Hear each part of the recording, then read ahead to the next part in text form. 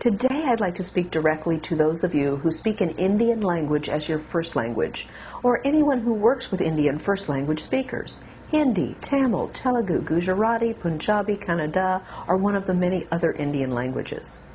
What is important to note is that Indian languages influence your English, and many of you have also studied British English or have remnants of British English influencing your vowels and other components of your speech. Now, if you've watched my earlier videos, you've learned a bit about moving the mouth, about airflow, and some of the other components like using the jaw rather than the lips. I'd like to focus directly and specifically today on issues for Indian speakers, such as talking too fast. Now, talking too fast is something that may be challenging to change if you try to talk slow. If I try to talk slow, notice how hard it is. No one can talk like that. So telling someone to talk slow doesn't work. However, your speech can sound fast to an American speaker. So how do you go about sounding as if you're talking slower, even while you're talking fast? That's the true solution. Well, step one is to breathe. So we all know we're speaking from the diaphragm.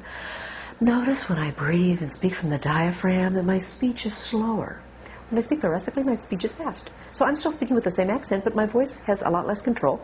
I can't really control the volume or the pitch or anything else. I'm talking really fast. However, when I speak from the diaphragm and release air out my mouth, notice how much slower I'm perceived to speak. So definitely breathe as you speak. Now, breath modification isn't simple, so get some professional help to do that if it's not happening automatically for you. But definitely you want to work on airflow first. Now, once you have the length, the airflows coming out your mouth, now we have to look at word stress. Indian speakers stress different syllables than American speakers. A good example is the word development. In American English, we stress the second syllable, vel. Now, stress again means that it can be longer, louder, or higher in pitch. I recommend that you use a band and exaggerate the length. The reason to exaggerate is to change the brain and to create patterns that will help you to speak clearly and effectively long after the practice is finished. Let's take the word development. Notice the d is a schwa sound. It's a stomach punch sound. D. Vel is long, and then up is once again short with schwa, and so is ment. We have three schwa sounds. Schwa is the stomach punch sound. Development. Two schwas. Development. Development. Now we have to breathe. Development. The V is also a challenge sound for Indian speakers. To make the V correctly, make sure the teeth are resonating with the lower lip. There's a little bit of a vibration, plenty of buzz and airflow. Now the buzz gives you a V sound rather than a F sound, an F sound like fish. You can start with an F sound like fish and then turn it into a V, victory. You can also try the V in the middle of a word like woven, and at the end of a word like brave, monitoring the airflow. If you don't feel air on your hand, you're probably making a bit of a W sound, like W.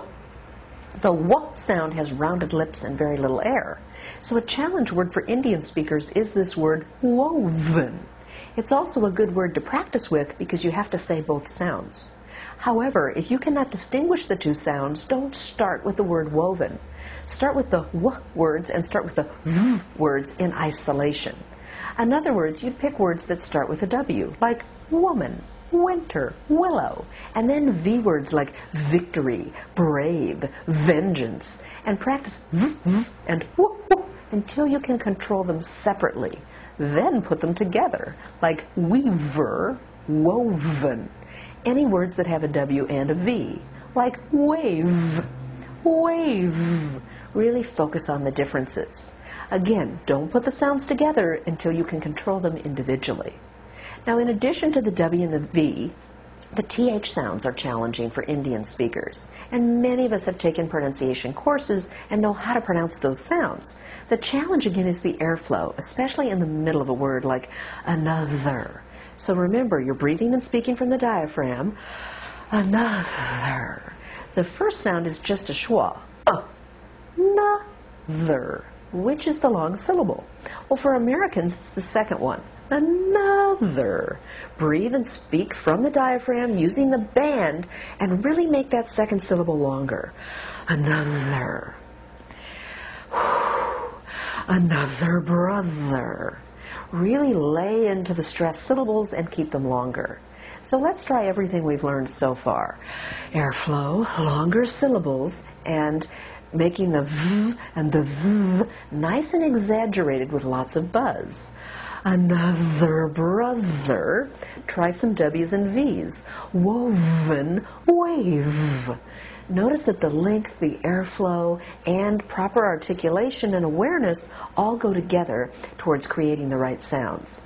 Make sure you're recording using a digital recorder so you can hear how you sound outside of your head, which can sound significantly different from how you sound inside your head, how you think you sound. Those are definitely elements you want to focus on. Now, in addition, depending on your first language, Indian speakers tend to go up and down as they speak intonation-wise. That is, rising and falling, what seems to an American speaker as if it's almost random. So make sure that you're only rising in pitch on content words. So for example, I'm actually rising when I get to the last content word. So right at the end, I'm going up a little bit, and the rest of the time, I'm on an even keel. It's almost monotonous how I'm staying straight, and then I'm going up until I'm at the end, and then I go down. Not until you get to the end of the sentence. So you want to pull all of these elements together. This is challenging. That's why I recommend working with a coach. But for Indian speakers, these are some of the primary areas to focus on. Now, one last thing to mention is the R sound. Again, depending on your first language, if you worked a lot with British speakers, if they helped you learn English, then your post-vocalic R's may sound like pock instead of park, or pock instead of pork. And that sound is in first, and early may sound different for you. The key to making these sounds is to make sure you hear an R before you stop. So if you're saying a word like park your car, make sure you hear an R. As the tongue goes back, and the tongue actually hunches back on a post-vocalic R, make sure that as the tongue pulls back in the middle of your mouth and hunches up, that you hear the R sound before you stop. Now for words like first, make sure the tongue is in the middle of the mouth, not the front. If the tongue's in the front of the mouth, you get more of a U sound like first. So pull the tongue in the middle, first, early. Those are a couple of words that are challenging for Indian speakers to pronounce the way Americans would. And the only reason to do that is if you have an American audience. Maybe you work at a call center, or maybe you provide support to American speakers. So if it's important for them to understand you without asking you to repeat, you want to make sure that you're pulling your tongue back for the sound, and that you're pronouncing the R, make sure you hear it, on words like park and pork. In addition, make sure that you can distinguish between were and where. You might try the sentence, where were you? Where is different from were. Notice that where has two sounds, eh and two vowel sounds, and then the R. Where were you? Where were you? I hope these tips have been helpful to you as a first language Indian speaker, and I look forward to seeing you at the next video.